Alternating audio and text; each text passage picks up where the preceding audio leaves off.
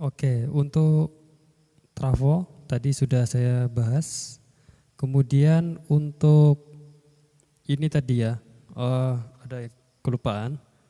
Untuk bagian MOSFET, untuk MOSFET sendiri ini kalian bisa gunakan nilai CIS ya untuk menentukan MOSFET-nya berapa watt.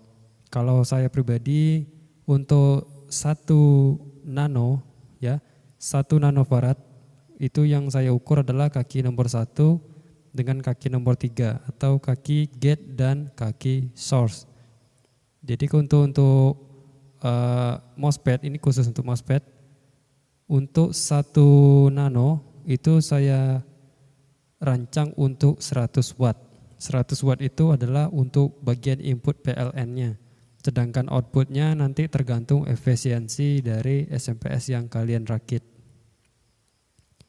Jadi misalkan kalian ingin merakit SMPS dengan 1000 watt. 1000 watt jadi nilai CIS atau nilai nanofaradnya harus terukur 2 MOSFET ini ya. Jadi totalnya 2 MOSFET ini minimal 5 atau 6 nano ya. Atau kalau misalkan 1 MOSFET ini 3 nano, bisa kalian paralel 2. Jadi 2 MOSFET di sini 2 MOSFET, bisa jadi 4. Jadi totalnya bisa untuk 1000 watt. Kalau hanya menggunakan 1, diberi beban dengan 1000 watt, nanti MOSFET-nya panas dan rusak. Itu cara menentukan watt dari MOSFET. Kalau untuk IGBT sendiri, kalau IGBT itu nilai CIS-nya tidak terlalu besar, misalkan 2, sekian, itu udah mampu di 1000 watt. Jadi kalau saya pribadi untuk 1 nano atau 1 nanofarad nilai CIS-nya untuk IGBT itu bisa untuk daya output 300-an ya, 300-an watt. Jadi kalian kalikan saja 2,5 kali segitu. Tapi kalau untuk daya realnya saya kurang tahu pasti untuk IGBT, tapi IGBT lebih besar nilai wattnya per setiap CIS. Tapi kalau untuk MOSFET referensi saya 1 nano itu untuk 100 watt. Jadi selanjutnya di sini tadi output dari GDT itu wajib kalian pasang resistor 10 ohm. Kalau kalian paralel, MOSFET-nya juga wajib seperti itu. Dan untuk paralel nilai K4K7 ini kalian ganti dengan 10 k ohm. Jadi harus lebih besar. Kalau paralel 3 harus lebih besar lagi. Entah itu 20 ohm atau 15, intinya harus ditambah.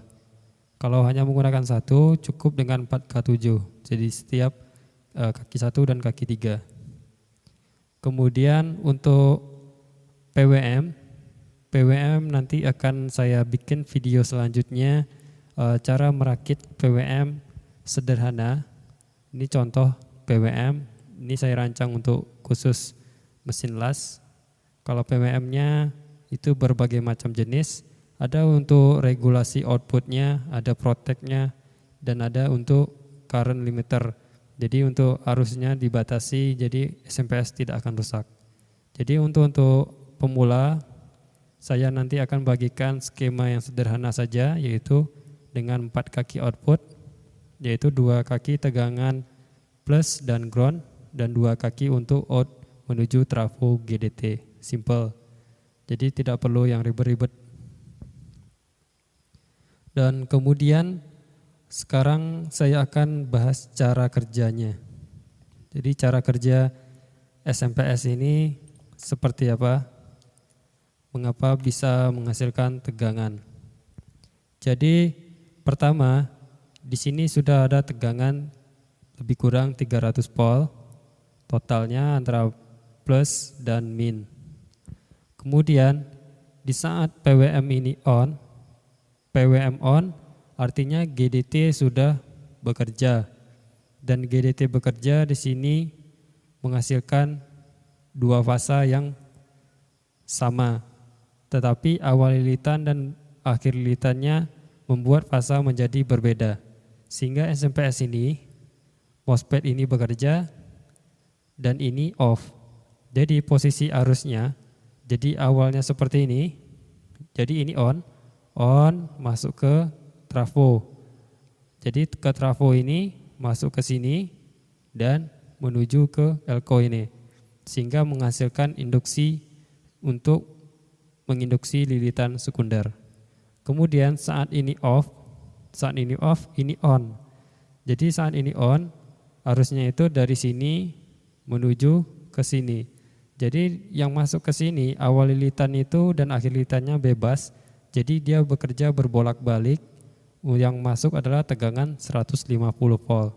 Jadi seperti ini, kemudian seperti ini, ya. Terus